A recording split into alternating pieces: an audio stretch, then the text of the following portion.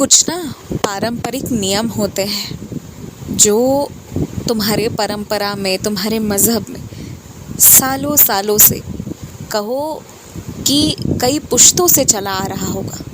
अगर उससे किसी का नुकसान नहीं हो रहा, किसी की बर्बादी नहीं हो रही, बस थोड़े से सब्र रखने भर की बात है, तो बस इस वजह से ना उन परंपराओं पर विश्वास करना बंद मत कर दो।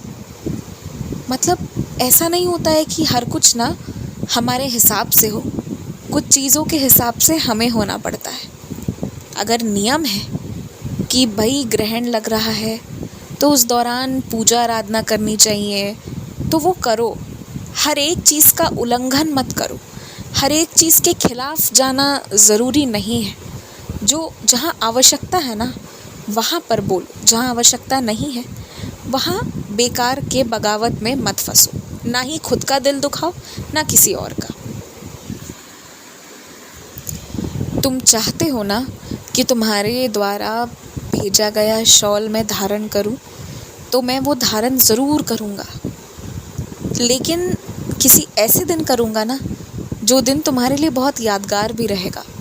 और वो मेरा चुना हुआ दिन है, इसलिए हो सकता है कि अभी कोई हाँ नहीं बोले या अभी तुम्हें पता नहीं चले कि क्या मैं वो शॉल पहनूंगा या नहीं, लेकिन बाद में तुम अपने आप से देखोगे कि मैंने तुम्हारे प्रेम से भेंट किए गए उस शॉल को धारण किया हुआ है। ये ना एक कुप्रथा है कि जो बहुत ज़्यादा पूजा पाठ करते हैं उनका नाम लेकर औरों को डराया जाना।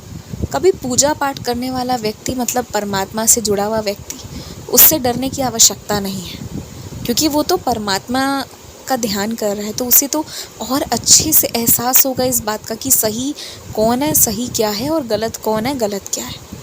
और अगर वो व्यक्ति स्वयं इस तरह से कि वो बहुत पूजा पाठ करता है ऐसा कुछ करके डरा रहा है ना, तो फिर वो अहंकारी है और कहीं ना कहीं उसमें दिखावा की भी भावना है। फिर तो उससे डरने की वैसे भी आवश्यकता नहीं है, तो क्यों डर रहे हो।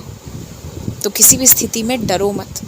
कोई पूजा पाठ कर रहा है तो वो उसकी अच्छाई के लिए, वो इंसान अपनी अच्छाई, अपने मंगलमय के लिए कर रहा है। और अगर तुम्हें उससे डर लगता है तो फिर मेरी लीला देखो, मैं भी कुछ ऐसा तोड़ निकाल कर तुम्हें दूंगा कि इसके बाद तुम्हें डर लगना बंद हो जाएगा। और आज अपने घर के काम चाहे तुम करवाओ या ना करवाओ, लेकिन जो तुम्हें अस्पताल के काम है, जो आवश्यक है, उसे सबसे पहले करवाओ, ताकि एक चिंता, एक तनाव जो तुम सबके मन में है उससे सब निकल पाए, वो सब चीज़ से दूर हो जाए और परिवार में सुख शांति बन जाए। इसलिए अपने अस्पताल का काम शीघ्र अतिशीघ्र पूरा करवाना। खुश रहो।